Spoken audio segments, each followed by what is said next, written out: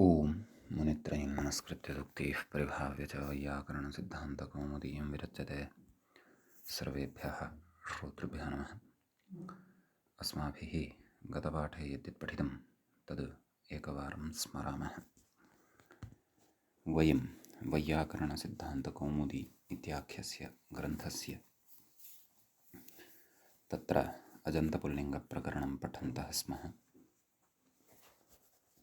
प्रकरणस्य अस्य अस्माकं क्रमे तत्र 63तमः पाठः गतपाठः आसीत्। हल्ङ्याभ्यो दीर्घात् सुतिस्य पृक्तं हल् इति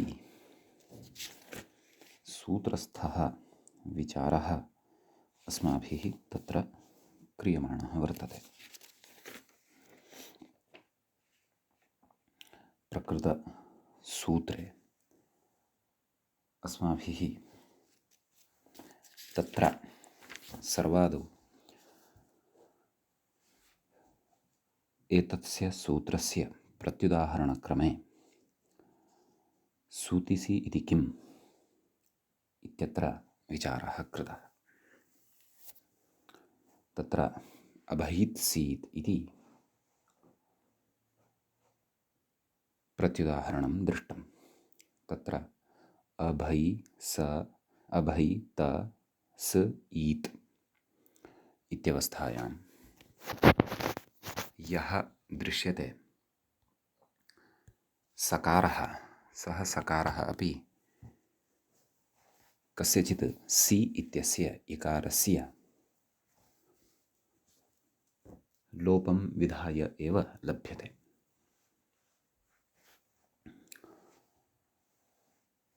परन्तु प्रकृते अयं सि कः इति चेत् सिच्,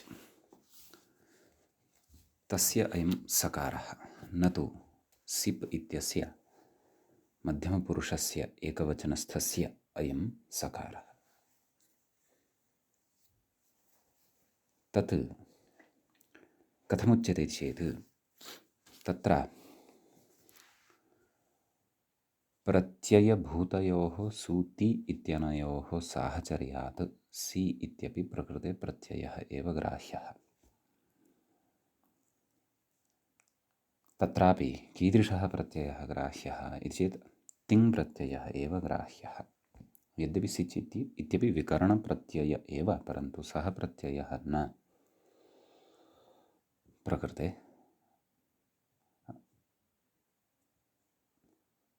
तिङ् प्रत्ययः एव ग्राह्यः। अपि च वस्तुतः कथयामः तर्हि सिच् इति साक्षात् प्रत्ययोऽपि न, सः तु कश्चन आदेशः।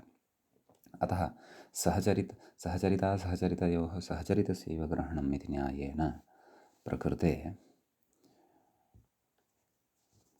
तत्र सिपः एव सि अत्र गृह्यते। अतः अभैत्सीत् इत्यादौ तकारात् परतः विद्यमानस्य सकारस्य लोपः न भवति। तत्र उक्तमेव तिपासहचरितस्य सिपो ग्रहणात् सिचो ग्रहणं नास्ति इति। तदनन्तरम् अपृक्तम् इति किम्? सूत्रे अपृक्तग्रहणं कुतः क्रियते? तर्हि तत्र उक्तं बिभर्ति इत्यादौ समग्रस्य तिप् प्रत्ययस्य ति इत्यस्य ग्रहणं यथा न स्यात्, तदर्थं तत्र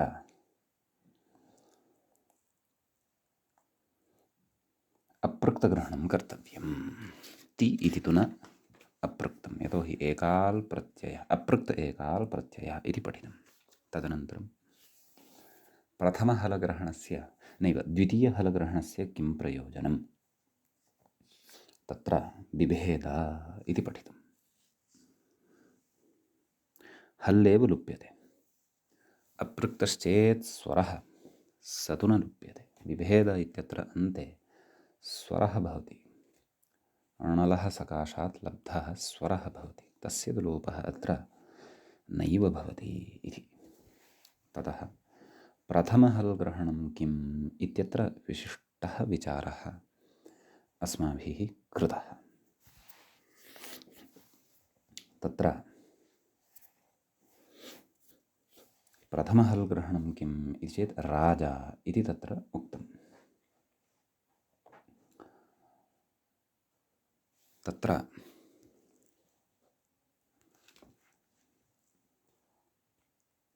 राजा इत्यत्र राजान् स इत्यवस्थायां हलः परः वर्तते स्, तस्य लोपः न स्यात् यदि प्रकृते हल्ग्रहणं न क्रियेत। अतः प्रथमहल्ग्रहणं कर्तव्यम्। अर्थात् सूत्रे प्रथमतया एव यः श्रूयते हल् सः तत्र कर्तव्यः, पठनीयः इति पठितम्। तदनन्तरं यदि प्रथमहल्ग्रहणं न क्रियेत तर्हि तदेव उक्तमेव अग्रे, न लोपादिर्न स्यात्, नकारस्य लोपः न स्यात्। तत्र पूर्वपक्षिणा स्वकीयः पक्षः अपि उपस्थापितः। कुतः एतेन तस्य नाम हल्ङ्यादिसूत्रेण एव अन्त्यस्य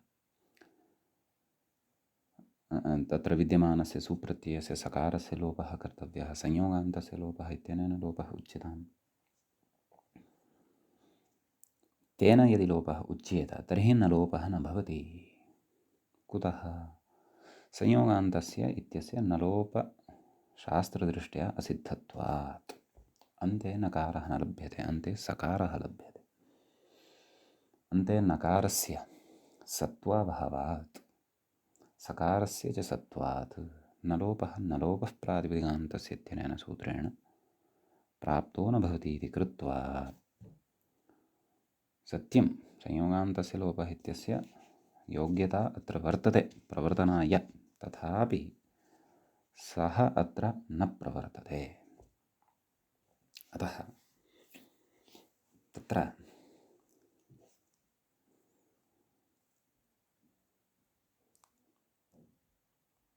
हल्ङ्यादिना सूत्रेण एव अत्र सोर्लोपः वक्तव्यः।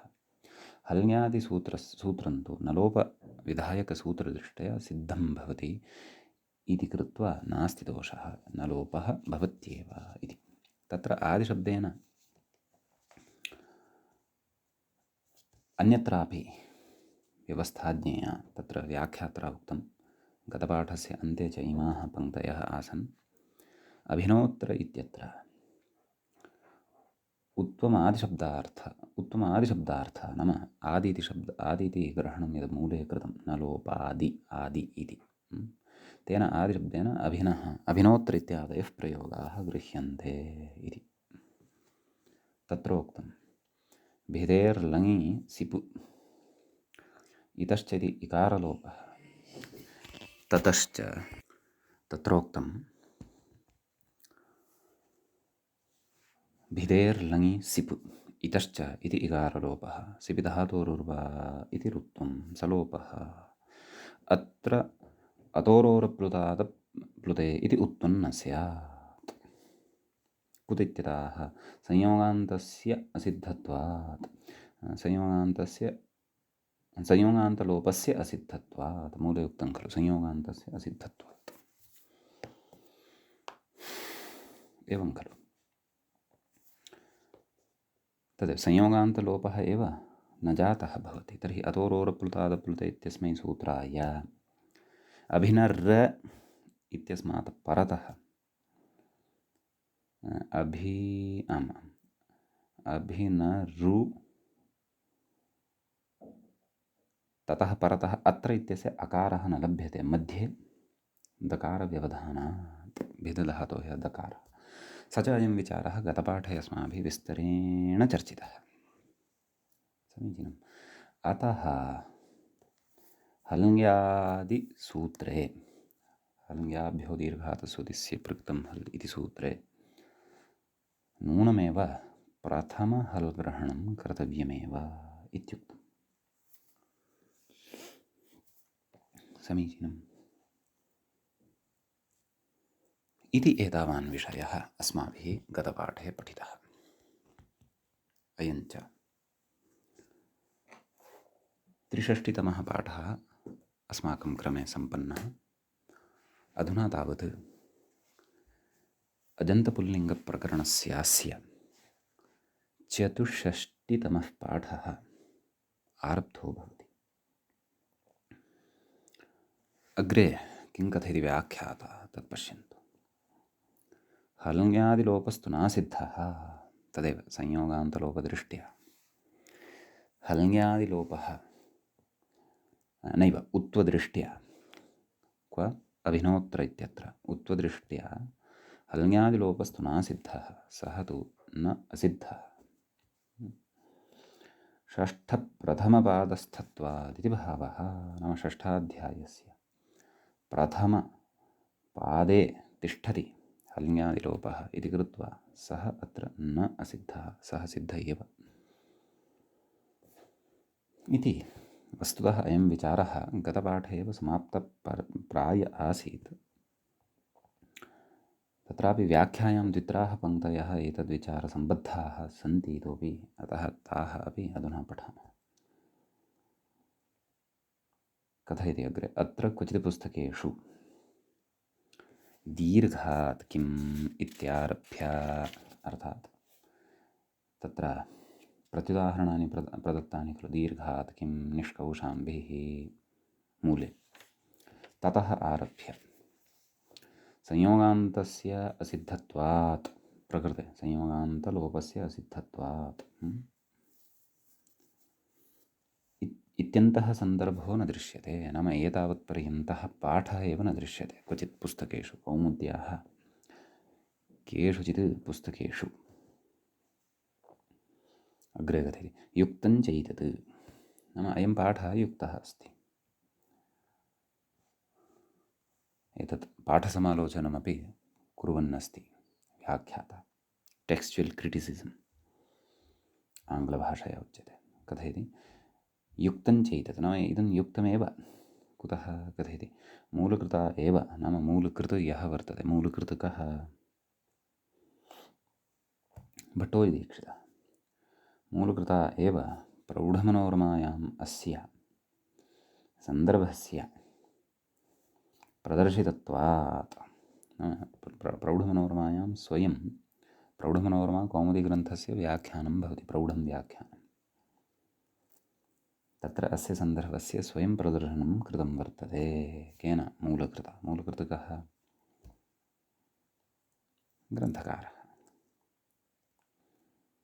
प्रदर्शितत्वात् इति शब्देन्दुशेखरे व्यक्तं, नाम इति शब्देन्दुशेखरे नागोजिभट्टेन अथवा नागेशाचार्येण व्यक्तं, तत्र प्रतिपादितं वर्तते इत्यर्थः। समीचीनम्। एतावत्पर्यन्तम् अस्माभिः हल्ङ्यादिसूत्रस्थविचारः कृतः। सूक्ष्मतया अत्र विचाराः उदाहरणप्रत्युदाहरणपूर्वकं प्रवृत्ताः। उदाहरणं तु यद्यपि अधुना साध्यते, सूक्ष्मेण पूर्वम् उदाहरणसिद्धिरपि उक्ता, परन्तु प्रायः सर्वत्रापि व्याकरणप्रकरणेषु अग्रे अथवा पठितेष्वपि अस्य सूत्रस्य अपेक्षा दरीदृश्यते इति कृत्वा सुष्ठु सूत्रमिदम् अस्माभिः अवधारणीयम्। ततः अग्रे कथयति, सखेति, मूले पश्यन्तु, सखा इति का स्थितिः आसीत्, सखन् स एवं किल, तदेव कथयन्नस्ति। सुलोपे सति व्याख्याता कथयति, नाम सोर्लोपः भवति, केन? हल्ङ्यादिना इत्यनेन। सुलोपे सति न लोपः इति नकारलोपः, न लोपः प्राग्दिगान्तस्य इत्यनेन नकारस्य लोपो भवति। सखा न स, सुलोपोऽपि जातः, नकारलोपोऽपि जातः, किमवशिष्टं? सखा इति अवशिष्टम्। तर्हि सखिशब्दविषये अयं विशेषः, यतोहि प्रातिपदिकं तु सखि इकारान्तं, परन्तु हरि इत्यस्य हरिः इति यथा, तथा सखि इत्यस्य सखिः इति न। कुतः? भाषायाः अथवा वाङ्मये प्रयुक्तस्य शब्दस्यास्य स्वरूपमेव एवम् अतः। अग्रे कथयति, न च इह सुमाश्रित्य, अर्थात् सु इति प्रत्ययम् आश्रित्य इति भावः, सुम् आश्रित्य अनङीकृते, एवं किल, अस्माभिः प्रकृते अनङादेशः कृतः। केन कृतः? अनङ्सौ इत्यनेन कृतः। कस्तस्य अर्थः? सख्युः अङ्गस्य अनङादेशः स्यात् असम्बुद्धौ सौ परे इति तस्य अर्थः। एवं खलु। तर्हि तत्र नाम प्रकृते सुप्रत्ययम् आश्रित्य अनङीकृते, नाम अनङ् प्रत्यये कृते तन्नकारम् आश्रित्य सोर्लोपो न सम्भवति। एवं खलु। सुप्रत्ययम् आश्रित्य अनङ् तत्र उत्पन्नः वर्तते। अनङः नकारम् आश्रित्य तन्नकारं क्षन्तव्यः, अनङीकृते तन्नकारम् आश्रित्य, नाम अनङः यः नकारः वर्तते तम् आश्रित्य सोर्लोपः न सम्भवति इति वदति। कः? पूर्वपक्षी वदति। कुतः? तत्र कारणं च दर्शयति। किं? सन्निपातपरिभाषाविरोधात् इति वाच्यं। नाम एवं न वक्तव्यं। तस्य उत्तरपक्षी तस्मै वदन्नस्ति, एवं न वक्तव्यं। पूर्वपक्षी तु अत्र वदन्नस्ति सन्निपातलक्षणो विधिरनिमित्तं तद्विघातस्य इति खलु।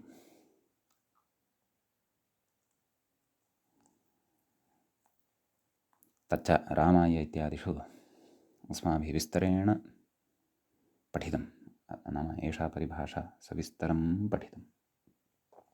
नाम अत्र सुप्रत्ययमाश्रित्य उत्पन्नः यः अनङ्, तस्य यः नकारः, तस्य नकारः हल् स्थाने स्थित्वा हल्न्यायन इति सूत्रस्य प्रवृत्त्यर्थं निमित्तं भवितुं नार्हति सोर्लोपं कर्तुं। यतः सोः साहाय्येन एव अयम् अनङ् उत्पन्नः, तस्य नकारः अपि उत्पन्नः। नकारो नाम अनङ्, अनङ् नाम नकार, नाम तस्मिन् तस्यैव अंशभूतः खलु अयं नकारः, अनङः नकारः। तर्हि कथं वा अयम् अनङः नकारः सोर्लोपस्य अथवा नाशस्य कारणं भवितुमर्हति? सन्निपातनिमित्तं, सन्निपातलक्षणो विधिरनिमित्तं तद्विघातस्य इति खलु उच्यते। परन्तु सत्यं भवता सम्यक् शङ्क्यते पूर्वपक्षिणा, परन्तु नेदमत्र युज्यते। कुतः? तत्र उच्यते नाम स्वतन्त्रः, अग्रे पश्यन्तु, स्वतन्त्रः कर्ता इत्यादि निर्देशेन अनङो नकारमाश्रित्य सुलोपे कर्तव्ये सन्निपातपरिभाषाया अप्रवृत्तेरित्याहुः इति। भोः, प्रकृते सन्निपातपरिभाषा न प्रवर्तते, सा अत्र प्रवृत्तिं नार्हति, तस्याः अत्र अप्रवृत्तिरेव। कुतः? ज्ञापकं भवति। सा परिभाषा अनित्या इति तु पूर्वमुक्तमेव। प्रकृते अपि तस्याः अप्रवृत्तिरेव। अनित्या नाम प्रवर्तते न प्रवर्तते, लक्ष्यं दृष्ट्वा प्रवर्तते न प्रवर्तते, क्वचित् प्रवर्तते क्वचित् न प्रवर्तते। प्रकृते अपि तस्याः प्रवृत्तिः न भवति। एवं वा? कथं न भवति? अहं कथयामि भवति। अहं नाम अहं पूर्वपक्षी, अहं कथयामि भवति। यतः पक्षद्वयमस्ति, प्रवृत्तिः अप्रवृत्तिः इति चेत् न, अत्र न प्रवर्तते इत्येव वक्तव्यं। कुतः? सूत्रकारस्य प्रयोगः तत्र प्रमाणं भवति। किं प्रयोगः? कर्ता इति प्रयोगः। प्रयोगः अयं क्व सूत्रकारेण व्यवहृतः इति चेत् स्वतन्त्रः कर्ता इति सूत्रे व्यवहृतः। तत्र मूलशब्दः कर्तृ इति ऋकारान्तः। एवं खलु। तस्य अनङादेशः भवति, अग्रे पठिष्यते। कर्त् अन् सु, सु इत्यस्य स अवशिष्यते, का स्थितिः जायते? कर्तन् स् सर्वनामस्थाने च सम्बुद्ध्यतेन उपधः दीर्घः, कर्तान् स्। तत्रापि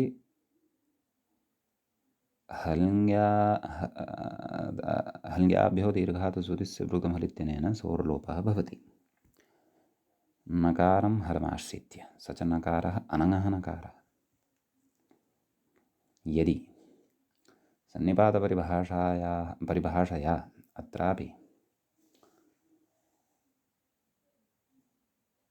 नकारस्य निमित्तत्वं सकारलोपस्य न स्यात्, तर्हि सूत्रकारः सकारलोपं विधाय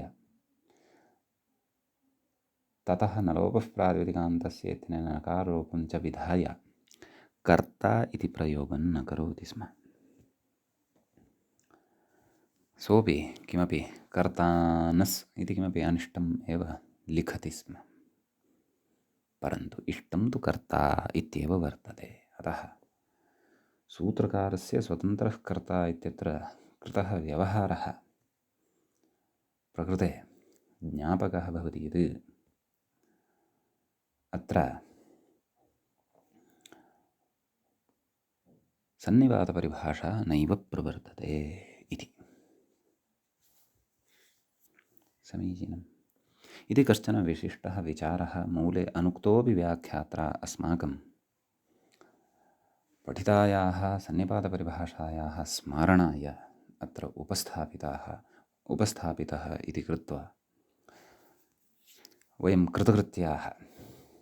यतोहि पठितस्य विचारस्य पुनः अत्र दार्ढ्यं सम्पन्नम् अग्रिमेषु विचारेषु च ग्रन्थे अग्रिमेषु प्रकरणेषु च सन्निपातपरिभाषाम् आश्रित्य क्वचित् विचारः यदि प्रवर्त्स्यति तर्हि अस्माकमिदं सौकर्याय भविष्यति इति व्याख्यातुरस्य वैशिष्ट्यं भवतु।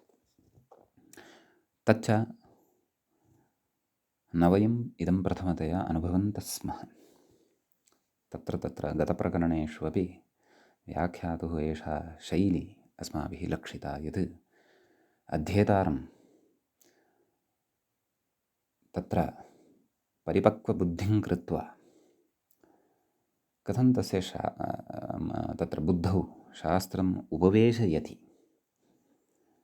इति वैशिष्ट्यं व्याख्यातुः अस्य भवति। अत एव प्रसिद्धिमपि अगात् अयम् अस्माकं व्याख्याता वासुदेवदीक्षितवर्यः भवतु नाम।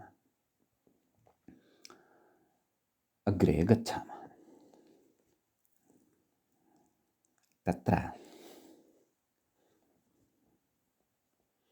आदौ सम्बोधनविभक्तेः एकवचनस्य विषये एव चर्चां कुर्वन्नस्ति। यद्यपि एतावता अस्माभिः सखिशब्दस्य तत्र प्रथमायाः विभक्तेः एकवचनस्य एव रूपाणि साधितानि वर्तन्ते, रूपं साधितं वर्तते। प्रथमाद्विवचने अत्र रूपं साधनीयं वर्तते, तत्र विशेषाः सन्ति। बहुवचनस्यापि रूपम् अत्र साधनीयं वर्तते, तत्रापि विशेषो वर्तते। तत् प्रथमा एकवचनं, प्रथमा द्विवचनं, प्रथमा बहुवचनं। सम्बोधने प्रथमा द्विवचनं, प्रथमा बहुवचनं च समानमेव इति कृत्वा तां व्यवस्थाम् अग्रे वक्ष्यति। ततः पूर्वं सम्बोधने एकवचने तत्र आदौ एव रूपसिद्धिं कृत्वा तत्र विशेषञ्च उक्त्वा अग्रे गच्छन्नस्ति मूलकारः व्याख्याता च। व्याख्याता इङ्गितं करोति, हे सखे इति मूले पश्यन्तु।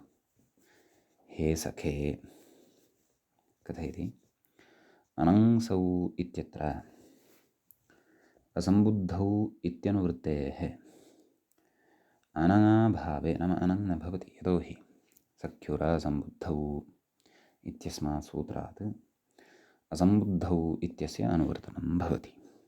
नाम सम्बुद्धिभिन्नः सुप्रत्ययः एव यदा परतः भवति तदा एव तत्र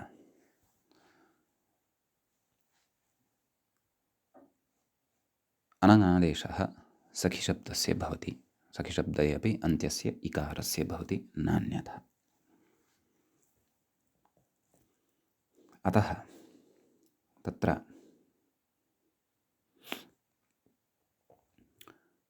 सम्बोधने अनङादेशः न भवति। अतः एव कथयन्नस्ति असम्बुद्धौ इत्यनुवृत्तेः अनङाभावेन, नाम अनङः अभावेन, नाम अनङ् न भवति इति कृत्वा ह्रस्वस्य गुणः इति सूत्रं पूर्वं पठितम्। एतेन गुणः भवति सौ परतः।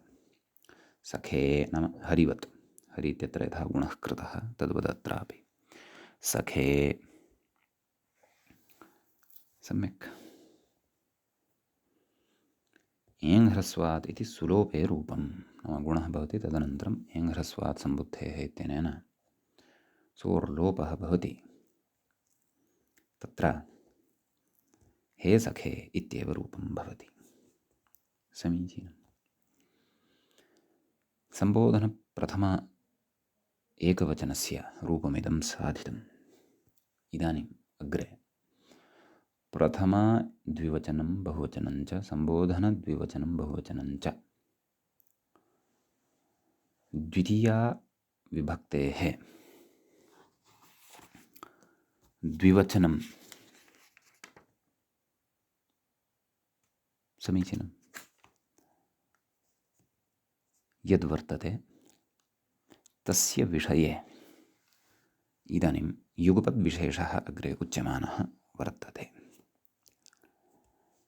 समीचीनं। तत्र कथयति व्याख्याता, पश्यन्तु। सखि औ इति स्थिते पश्यन्तु, प्रथमाद्विवचनं सम्बोधनप्रथमाद्विवचनं द्वितीयाद्विवचनं यद्भवति सखिशब्दस्य तद् युगपत् अस्माभिः इदानीं साध्यमानं वर्तते। कथयति सखि औ इति स्थिते णित्कार्यं वृद्धिं वक्ष्यन्, नाम अत्र णित्कार्यं कर्तव्यं वर्तते। अर्थात् सखि औ इत्यवस्थायां वयं सखि इत्यत्र यः इकारः अस्ति तस्य स्थाने वृद्धिं करिष्यामः। ऐकारः आगमिष्यति। सखै औ, तदनन्तरं तस्य आयादेशः भविष्यति सखाय औ, मेलनेन सखायौ इति रूपं तत्र अस्माभिः साधयिष्यते। परन्तु तत्र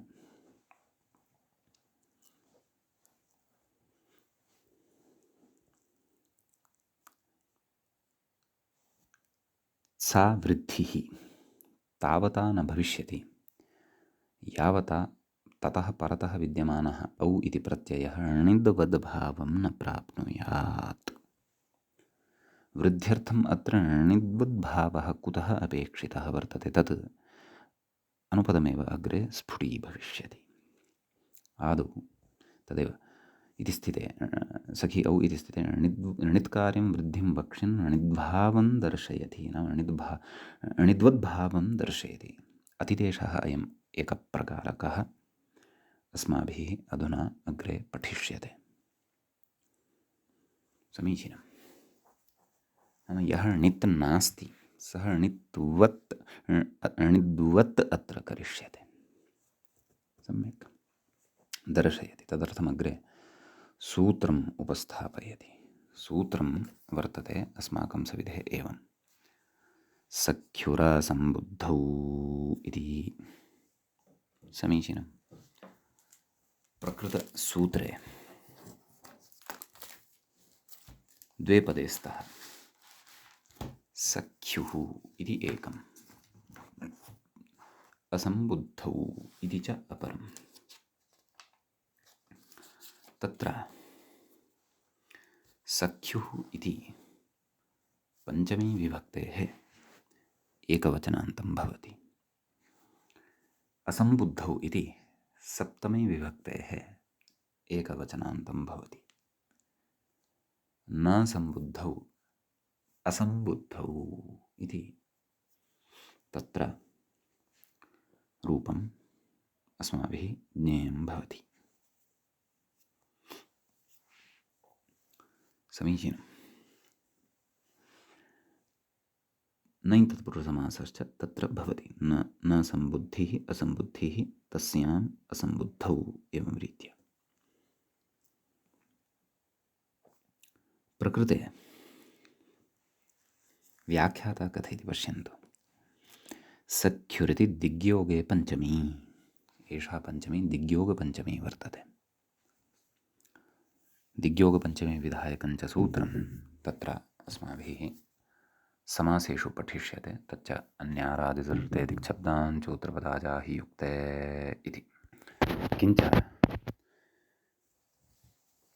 दिग्योगपञ्चमी अस्ति इति कृत्वा तस्मादित्युत्तरस्य इति परिभाषा अपि अत्र उपस्थिता भवति। यतः तत्रैव दिक्वाचकः शब्दः अस्माभिः अवलोक्यते सूत्रार्थकरणवेलायां। कथं? पञ्चमी निर्देशेन विधीयमानं कार्यं वर्णान्तरेण अव्यवहितस्य परस्य बोध्यम् इति खलु वयं पठामः तत्र। अतः दिग्योगपञ्चमी इति वदन् वदन् वदन् एषः व्याख्याता यदा वयं दिग्योगपञ्चमी विधायकं सूत्रं यावत् प्राप्स्यामः तत्र गत्वा क्षणाभ्यन्तरे एव तत् सूत्रम् अवगतं भविष्यति अस्माकं। परन्तु स्वयं यदि कदाचित् पठामः दिग्योगपञ्चमी भोः का एषा दिक्, कस्याः दिशः योगः अत्र इति संशयः जायते। अतएव तत्र आचार्यः यदि व्याख्याति बोधयति तर्हि आदौ एव सः अज्ञातः विषयः अथवा पठिष्यमाणः विषयः अस्माभिः अवगतः भवति। तदेव अत्र नाम तदेव सखी इति शब्दात् परे इति परतः विद्यमानत्वमेव अत्र दिग्सूचकत्वं वर्तते। परतः विद्यमानत्वस्य एव दिग्सूचकत्वम् अत्र वर्तते। पूर्वत्वं परत्वं। सम्यक्। तर्हि सख्युरिति दिग्योगपञ्चमी इत्युक्तवान्। अग्रे कथयति किं किम् अत्र अनुवर्तते तत्सर्वं विचारयन् अस्ति। कथयति अङ्गस्य इत्यधिकृतं पञ्चम्या विपरिणम्यते इति। अङ्गाधिकारे इदं सूत्रं भवति। अङ्गाधिकारश्च अष्टाध्याय्यां क्व इति अस्माभिः पूर्वमेव ज्ञातं वर्तते अङ्गस्य इति सूत्रपठनवेलायां।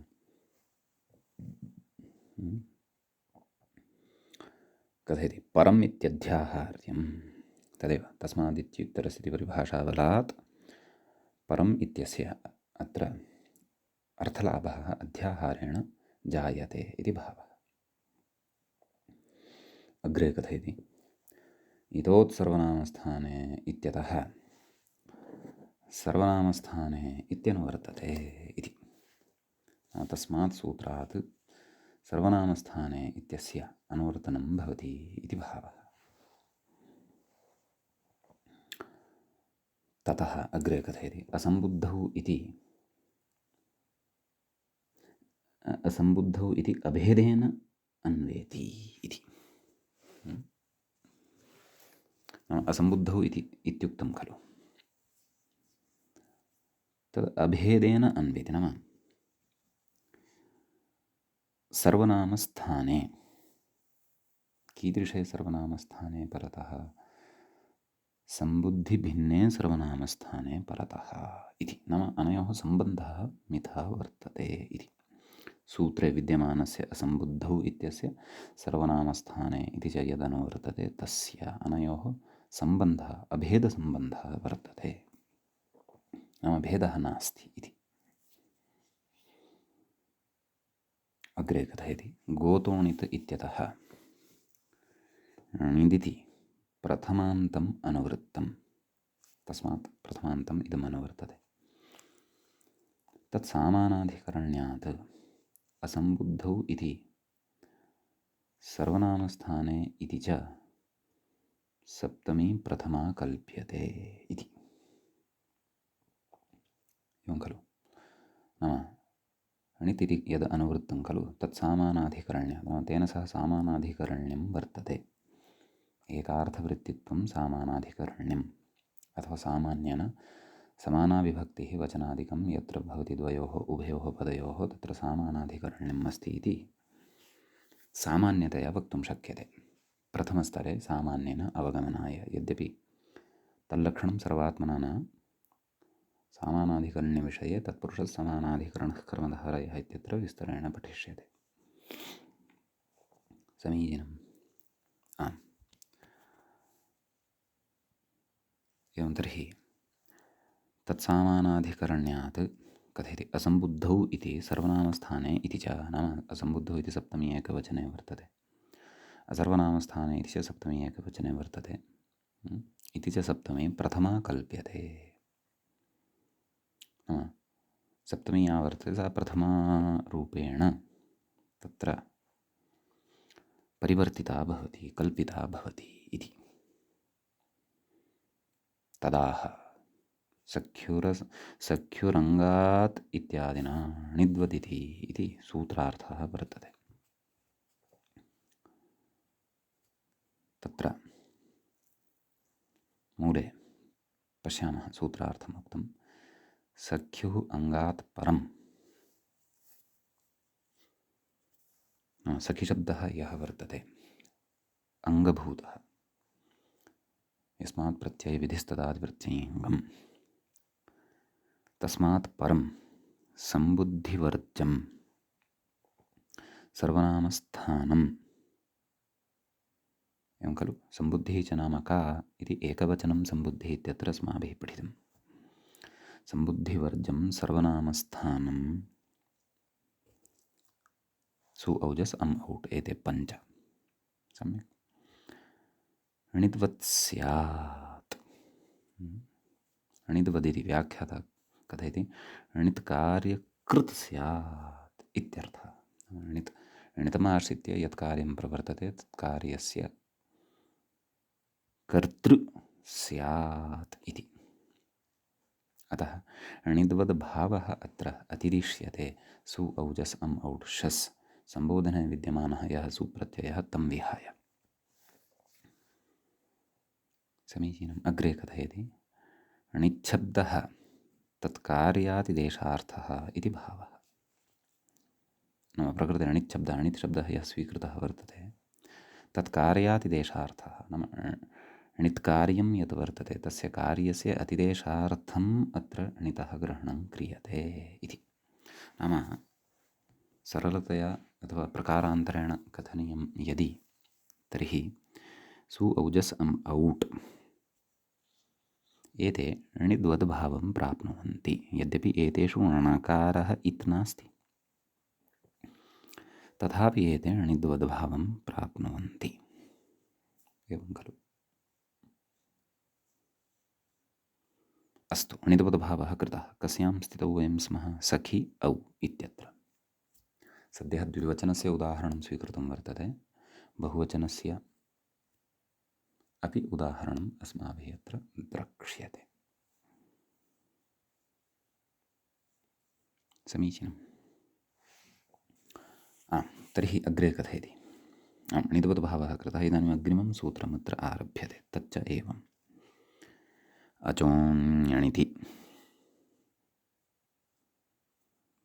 तत्र अचः इति एकं पदं भवति। अच् इति शब्दस्य षष्ठ्यन्तं, षष्ठीविभक्तेः एकवचनान्तं भवति।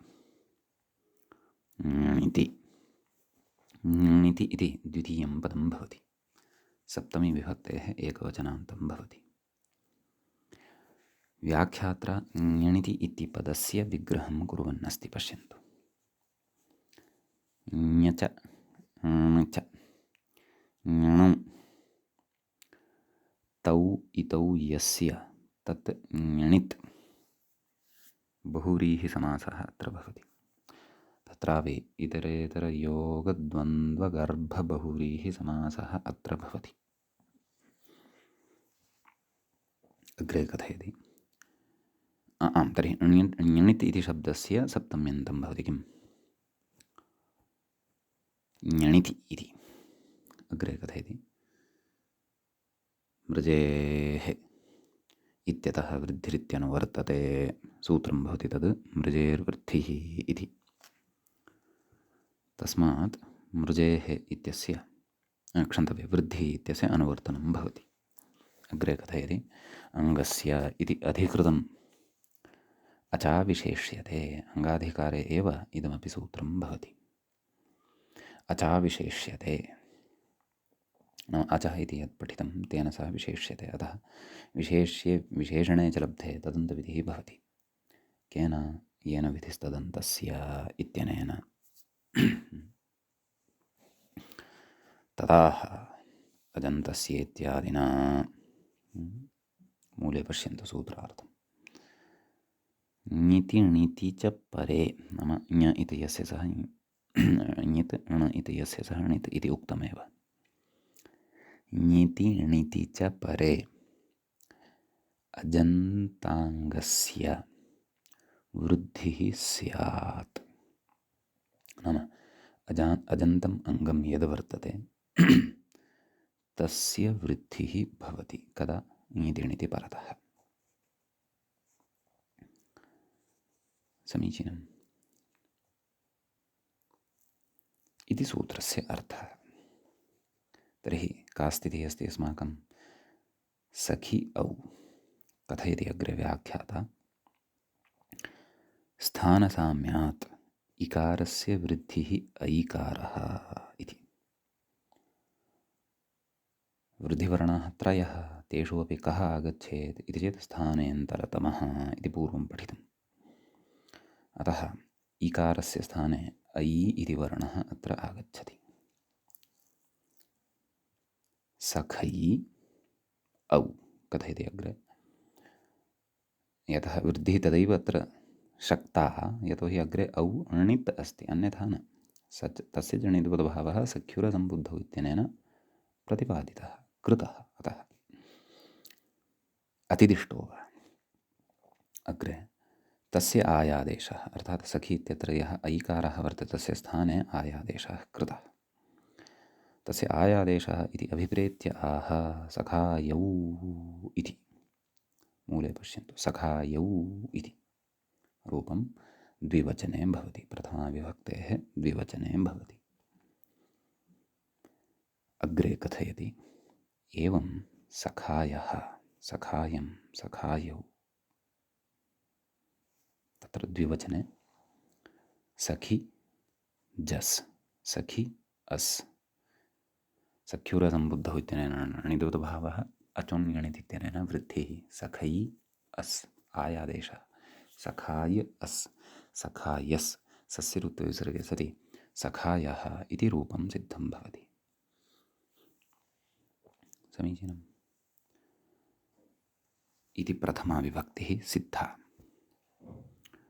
द्वितीयायां विभक्तौ सखायम् इति रूपं कथयति। तत्रापि सखिशब्दः अं प्रत्ययः। तस्य णिद्वद्भावः सख्युरसम्बुद्धौ इत्यनेन। सखिशब्दस्य इकारस्य वृद्धिः, यतः अजन्तम् अङ्गं तत्। अतः सखै अम् आयादेशः सखाय अं सखायम् इति रूपं तत्र सिद्धं भवति। एवमेव सखायौ इति यथा प्रथमाविभक्तेः द्विवचने सखायौ इति रूपं साधितं तद्वत् द्वितीयाविभक्तेः द्विवचने अपि सखायौ इति रूपं सिद्धं भवति। समीचीनम् अग्रे कथयति सखीन् इति शसि हरिवद्रूपम् इति। यथा हरीन् इति साधितं पूर्वसवर्णदीर्घेण दीर्घद्वारा तद्वत् प्रकृते अपि सखीन् इत्येव रूपं भवति। तत्र कथयति असर्वनामस्थानत्वात् णिद्वद्भावात् णित्वत्वाभावात् न वृद्धिः। नाम परतः यः प्रत्ययः वर्तते सः वर्तते शस्। सः तु सर्वनामस्थानसंज्ञां न भजते। तत्र पञ्चानामेव सर्वनामस्थानसंज्ञा सुडनपुंसकस्य इत्यनेन। सर्वनामस्थानसंज्ञा तस्य नास्ति इति कृत्वा सख्यूरसम्बुद्धौ इत्यनेन सूत्रेण तस्य णितुवद्भावोऽपि न भवति।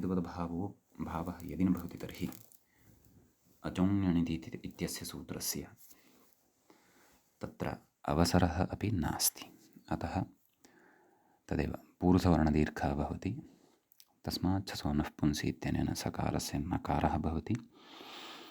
सखीन् इति रूपं सिद्धं भवति। ततः अग्रे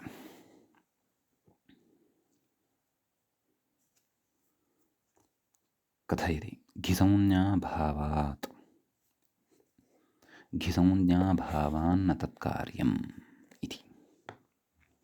इदानीं द्वितीया विभक्तिः अस्माकं सविधे सिद्धा वर्तते। सम्बोधनविभक्तेः द्विवचनं बहुवचनं चापि सिद्धं वर्तते। अर्थात् सखिशब्दसम्बद्धं प्रथमविभक्तित्रयं, वस्तुतः विभक्तिद्वयम् इत्येव वक्तव्यं, परन्तु सम्बोधनप्रथमा अपि तत्र मध्ये अस्माभिः दृष्टा। तर्हि प्रथमविभक्तिद्वयं प्रथमासम्बोधनसहितम् एतावता अस्माकं सिद्धं वर्तते। इदानीं तृतीयाविभक्तेः प्रसङ्गः। तत्रापि तृतीयाविभक्तेः एकवचनस्य प्रसङ्गः भवति। तत्र तृतीयाविभक्तेः एकवचने तदेव सखिटा इति स्थितिः भवति इत्युक्तं किल। नाम हरिणा इत्यादिषु दृष्टं खलु हरिटा इति। तत्र तस्मिन् सन्दर्भे इदं कथयन्नस्ति। किं पश्यन्तु, घिसंज्ञाभावादिति इति मूले पश्यन्तु। घिसंज्ञाभावात् न तत्कार्यम्। घिकार्यं किम्? आङ्गोनास्त्रियाम् इति खलु पठितं। तत्र घिसंज्ञकात् परतः आङ्गः न स्यात्। आङ् नाम टा इति। आङ्गः न इति आदेशः स्यात् इति तस्य अर्थः भवति इति अस्माभिः पठितं। तर्हि प्रकृतेपि शेषोऽघ्यसखीति असखी इति पर्युदासादिति भावः। नाम तत्र सखिशब्दस्य घिसंज्ञा न भवति इति कृत्वा टास्थाने न इत्यपि न भवति। न तत्कार्यमिति कथयति। घिप्रयुक्तं कार्यं नेत्यर्थः। घिप्रयुक्तं कार्यं तदेव आङ्गो नास्त्रियाम्। आङ् इति प्राचां संज्ञा टा इत्यस्य भवति इत्यपि अस्माभिः पूर्वं पठितम्। एवं खलु। तर्हि घिप्रयुक्तं कार्यम् अत्र न भवति इत्यर्थः।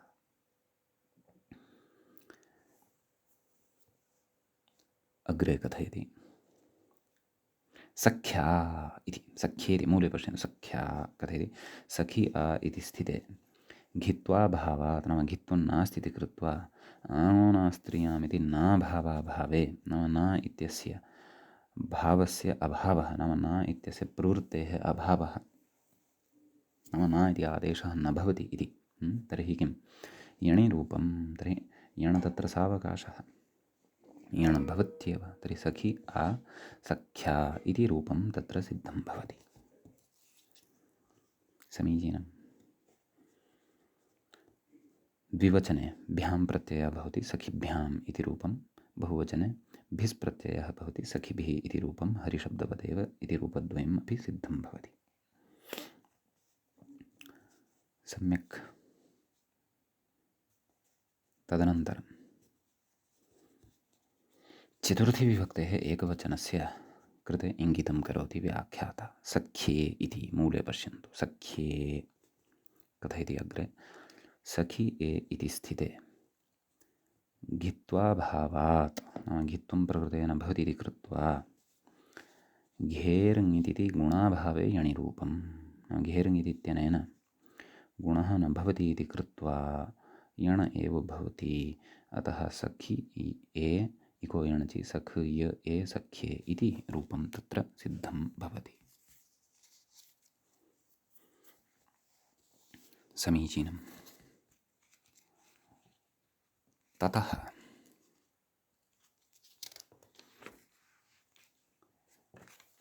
द्विवचने सखिभ्याम् इत्येव रूपं, बहुवचने हरिभ्यः इतिवत् सखिभ्यः इति च रूपं भवति।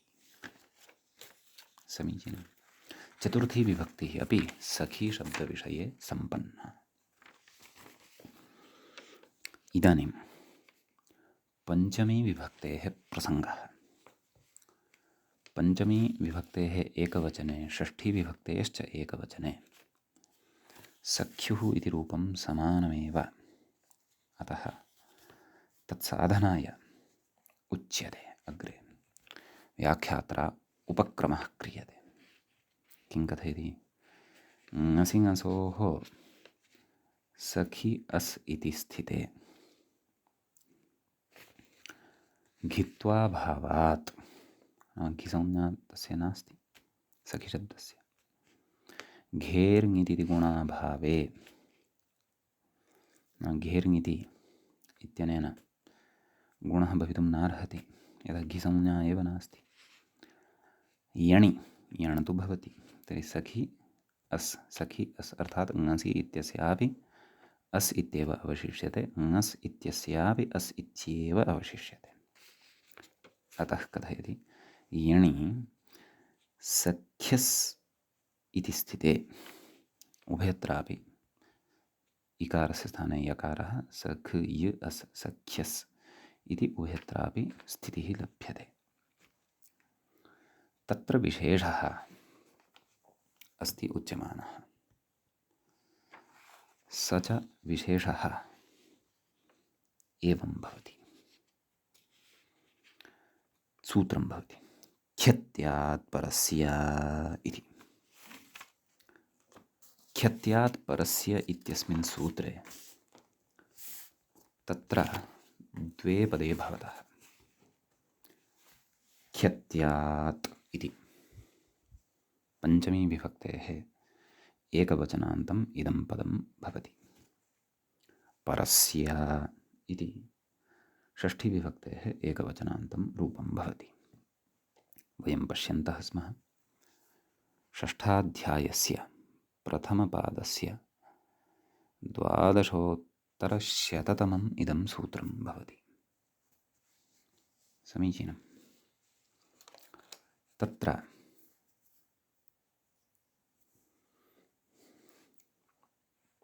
व्याख्याता विग्रहे अत्र विशेषं कथयन्नस्ति। पश्यन्तु अग्रे खिखी इत्यनयोः तिथि इत्यनयोश्च कृतयणादेशयोः ख्यत्य इति निर्देशः। ख्यात्य नाम खि ह्रस्वः खीयः अस्ति, तस्मात् परतः यदि अकारः स्यात् तर्हि यणि सति किं रूपं लप्स्यते? ख्य। दीर्घः खी इति अस्ति तर्हि तस्मात् परतः अकारः यदि अस्ति तर्हि किं रूपं, का स्थितिः का लप्स्यते यणि सति चेत् ख्य, समाना एव स्थितिः। एवमेव ह्रस्व इकारयुक्तः ति इति अस्ति, तस्मात् परतः अ इति यदि अस्ति तर्हि का स्थितिः लप्स्यते? त्य यणि सति। यथा तकारोत्तरवर्तीयः इकारः तस्य यण खलु करिष्यते। अतः एवञ्च दीर्घः ईकारः यः वर्तते तद्युक्तः यः ती इति वर्तते, तस्मात् परतः अ इति अस्ति तर्हि तस्य यणि सति का स्थितिः लप्स्यते? त्य इत्येव। अतः प्रकृते सूत्रे ख्यत्यात् इत्युक्तं खलु, ख्यत्य इत्यस्य पञ्चमी, ख्यत्य इति शब्दः तत्र भवति, तस्य पञ्चम्यन्तमिदं भवति रूपं। तर्हि तत्र ख्य इत्यनेन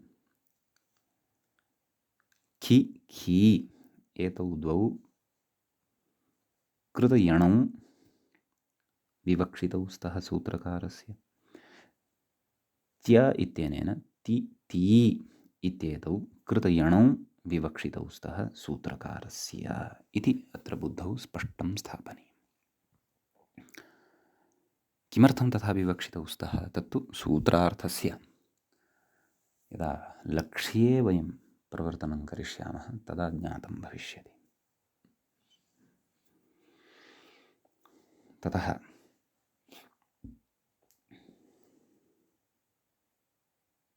अग्रे कथयति यकारात् अकारः उच्चारणार्थः इति। नाम प्रकृते ख्यात्य इत्यत्र उभयत्रापि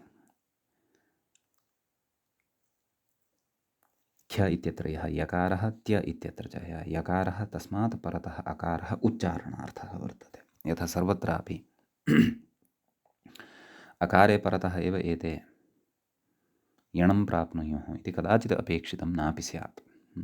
तत्तु उदाहरणेषु भवन्तः स्पष्टतां प्राप्स्यन्ते।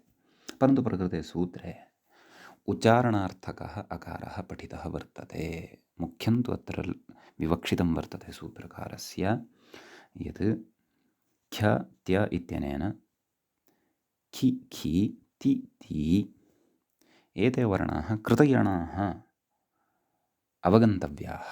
एतदर्थं लाघवेन ख्यत्यात् इति उक्तवान्।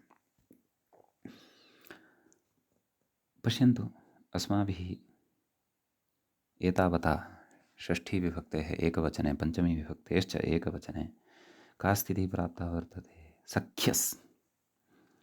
तत्र खि इति आसीत् खलु, तस्य इकारः यणं प्राप्तवान् खलु अस् इत्यस्य अकारे परतः, अतः सख्यस् इति लब्धं खलु। एतादृशाः एव अपेक्षिताः वर्तन्ते अस्य सूत्रस्य कृते। यत्र खि इत्यस्य प्रसङ्गः भविष्यति तत्रैव द्रक्ष्यामः। यत्र ति ती इत्यनयोः प्रसङ्गः भविष्यति तत्रैव द्रक्ष्यामः। सद्यः प्रक्रियानुरोधेन यत्पुरतः उपस्थितं वर्तते तत्रैव बुद्धिं कुर्मः। अस्तु, अग्रे कथयति व्याख्याता एङः पदान्तात् इत्यतः अतीत्यनुवर्तते। एङः पदान्तात् अति इति भवति सूत्रं। तस्मात् सूत्रात् अति इत्यस्य अनुवर्तनं भवति। सम्यक् कथयति तच्च परस्य इति सामानाधिकरण्यात् षष्ठ्यन्तं विपरिणम्यते इति। नाम सूत्रे परस्य इति खलु पठितं, तेन सह सामानाधिकरण्यं भजते। तस्मात् सामानाधिकरण्यात् अति इति यत् षष्ठ्याम् आसीत् पदं तदपि अत्र षष्ठ्यन्ततया विपरिणम्यते इति भावः। समीचीनम्। अस्माभिः हरेः इति रूपसाधनवेलायां सूत्रं पठितं ङसिङसोश्च। ततः नाम तस्मात् सूत्रात् कथयति इत्यतः ङसिङसोः इत्यनुवर्तते। ततः ङसिङसोः इत्यनयोः इत्यस्य पदस्य अनुवर्तनं भवति। अग्रे कथयति अवयवषष्ठ्येषा। ङसिङसोः इत्यत्र या षष्ठी वर्तते सा अवयवषष्ठी वर्तते। ततः कथयति ततश्च ङसिङसोः अवयवस्य अतः इति लभ्यते। नाम ङसि अपि च ङस् इत्यनयोः अवयवभूतः अर्थात् अङ्गभूतः तेषाम् अवयवभूतः यः अकारः तस्य इति अर्थः लभ्यते। सम्यक्। अग्रे कथयति ऋतु उत् इत्यतः उदित्यनुवर्तते। तस्मात् सूत्रात् उत् इत्यनुवर्तते। एकः पूर्वपरयोः इति तु निवृत्तं, तस्य अधिकारः अत्र नास्ति। समीचीनम्। अस्तु, अत्र सूत्रार्थे सन्ति विशेषाः, अतः अग्रिमपाठे एव वयं पूर्णतया अस्य सूत्रार्थम् अत्र ज्ञास्यामः। अद्यतनपाठः तावत् अग्रेव उपसंह्रियते। मुनित्रयं नमस्कृत्य तदुक्तिः परिभाव्य च वैयाकरणसिद्धान्तकौमुदीयं विरच्यते। एवञ्च अजन्तपुल्लिङ्गप्रकरणस्यास्य अस्माकं क्रमे तत्र चतुष्षष्टितमः पाठः अथवा चतुष्षष्टः पाठः सम्पन्नतां गतः। नमः सर्वेभ्यः श्रोतृभ्यः।